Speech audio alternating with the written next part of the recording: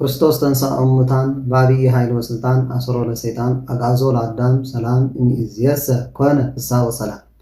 ህዝቢ እግዚአብሔር ከመይ ውዒልኩም?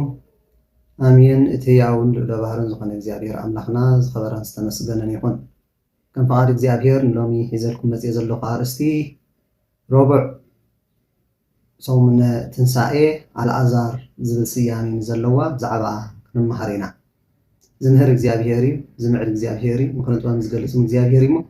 እግዚአብሔር ክምህረና፣ እግዚአብሔር ክምዕደና፣ እግዚአብሔር ምክርን ጥበብ ዝገልፀና ቅዱስ ፈቃዱ ይኹን። ኣልዓዛር ረቡዕ ድሕሪ ትንሳኤ ጎይታ መበራብዒት ዘላ መዓልቲ ኣልዓዛር ተባሂላ ትፅዋዕ።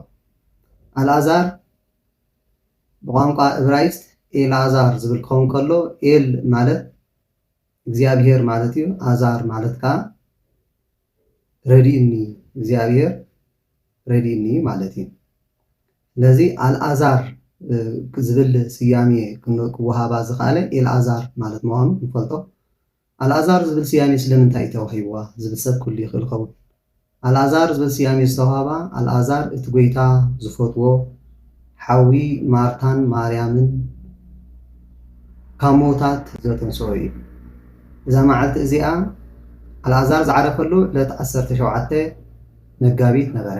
ኣብኡ ዕግርግር ስለ ዝኾነ 22 ከይገብሮ ሆሳእና ኮነ፣ 23 ከዓ ርግበተ በለስ ወይ አንጽሖተ ቤተ መቅደስ ሰኑይ ናይ ሕማማት መጀመርታ እዩ።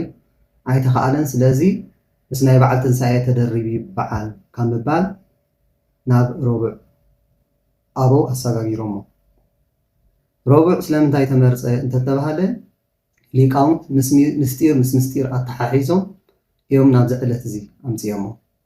ኣልዓዛር ድሕሪ ሞቱ ጎይታ ዘተንስኦ ድሕሪ 4 መዓልቲ እዩ። ወንጌል ዮሃንስ ምዕራፍ 11 ክንረኽቦ ንኽእል ኢና። ድሕሪ 4 መዓልቲ እዩ ኣተሲእዎ። ካብ ሰንበት ጎይታ ዝተንስኣሉ ክሳብ ረቡዕ ዘሎ እንተዳ ቆፂርና 4 መዓልቲ እዩ። ስለዚ ምስጢር ምስ ምስጢር ኣተሓሒዞም ኣልዓዛር ድሕሪ 4 መዓልቲ ከም ዝተንስአ ንምምሃርን ንምፍላጥን ኢሎም ዝገበርዎ ሊቃውንቲ እዩ። ኣልዓዛር ከምታ ወንጌል ዮሃንስ ምዕራፍ 11 ገሊፅዎ ዘሎ ጎይታ ኣዝዩ ዘፍቅሮ ነበረ ይብል። ንኣልዓዛርን ንማርያምን ንማርታን ኣዝዩ የፍቅሮም ነበረ። ኣልዓዛር ምስ ሓመመ ማርታን ማርያምን እቲ ተፍቅሮ እምበር ሓሚሙ ኢለን ለኣኻሉ።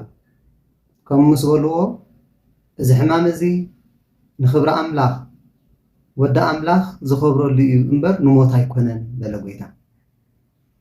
ድሕሪ 2 መዓልቲ ከዓ ናብ ቢታንያ ከደ። ቢታንያ 3 ኪሎ ሜትር ካብ ኢየሩሳሌም ነበረ።